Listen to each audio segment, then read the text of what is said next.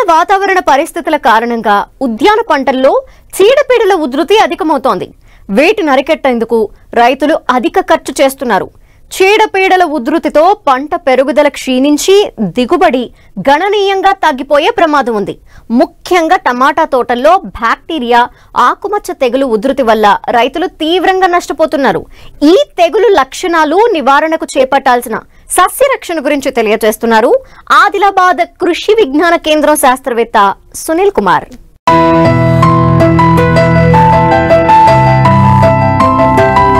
టమాటా ప్రస్తుతం పూత పిందె దశలో ఉంది.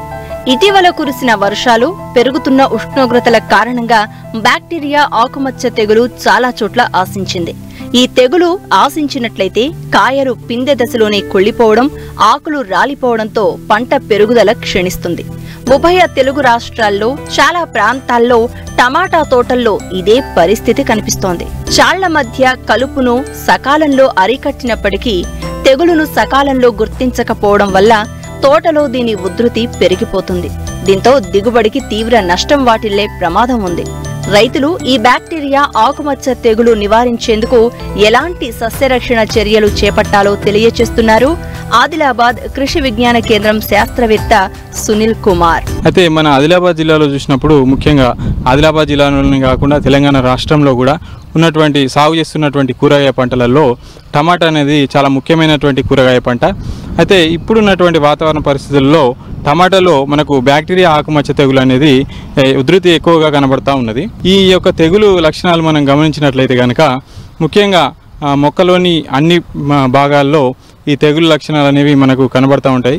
అయితే మనకు ప్రధానంగా చూసినప్పుడు ఆకులు, అదేవిధంగా కాండం, అదేవిధంగా కాయలపైన అయితే మనకు స్పష్టంగా ఈ మచ్చలు అనేది ఆకుమచ్చ తెగులు యొక్క లక్షణాలు కనబడుతూ ఉంటాయి. మనము మొదటగా గమనించినట్లయితే కనుక లేత ఆకులపైన ఈ గోధుమ రంగులో మచ్చలు, చిన్న చిన్న మచ్చలు ఏర్పడము, వాటి చుట్టూ పసుపు రంగు వలయాలు అనేవి కనబడుతూ ఉంటాయి. అయితే మనము పంటను కనుక జాగ్రత్తగా గమనించినప్పుడు ఈ యొక్క మచ్చలు అనేవి ఆకుల అంచులు, అదేవిధంగా ఆకుల కొన్న భాగాలపైన ఎక్కువగా కనబడుతూ ఉంటాయి. క్రమేపీ ఈ యొక్క మచ్చలు అనేవి సైజు పెరుగుతూ ఉంటాయి. ఈ యొక్క తెగులు ఉధృతి ఎక్కువైనప్పుడు ఈ మచ్చలన్నీ కూడా కలిసిపోవడము, ఆకంతా కూడా ముదురు గోధుమ రంగులోకి మారిపోయి ఈ మాడిపోయినట్లయి ఎండిపోవడం అనేది జరుగుతూ ఉంటుంది. ఈ విధంగా ఎండిపోవడం వలన ఆకుల అంచులు రాలిపోవడము, ఆకులు రాలిపోవడం అనేది జరుగుతుంది. దీనివలన పంట ఎదుగుదల అనేది తగ్గిపోతుంది. అదేవిధంగా ఈ ఆకులపైన కాకుండా ఎదుగుతున్నటువంటి కాయలపైన కూడా ఈ యొక్క లక్షణాలు, అదేవిధంగా కొమ్మలపైన, కాండం పైన కూడా ఆకుమచ్చ తెగులు లక్షణాలు కనబడుతూ ఉంటాయి. మనము కాయ ఎదిగే దశలో గమనించినట్లయితే కనుక పచ్చి కాయలపైన ఈ ఉబ్బెత్తుగా ముదురు గోధుమ రంగులో ఉబ్బెత్తు మచ్చలు అనేవి కనబడుతూ ఉంటాయి. ఈ మచ్చలు అనేవి కాయ పరిమాణం పెరిగిన కొద్దీ మచ్చల పరిమాణం కూడా పెరిగి ఇవి ఒకదానితో ఒకటి కలిసిపోయి కాయలు కులిపోవడం, అదేవిధంగా కాయ నాణ్యత తగ్గిపోవడం అనేది జరుగుతూ ఉంటుంది. ఈ కొమ్మలు కూడా ఎండిపోవడం అనేది జరుగుతూ ఉంటుంది. ఈ విధంగా మొత్తం మీద ఈ యొక్క బ్యాక్టీరియా, ఆకుమచ్చ తెగులు వలన ఈ యొక్క తీవ్రత పెరిగినప్పుడు దాదాపు 20 నుంచి 30% వరకు నష్టం వాటిల్లే అవకాశం ఉన్నది. కాబట్టి ఈ యొక్క నివారణ చర్యలు చూసినట్లయితే కనుక మనము అదే పొలంలో ప్రతి సంవత్సరం టమాటా పంటను సాగు చేయడం కాకుండా పంట మార్పిడి చేస్తూ ఉండాలి.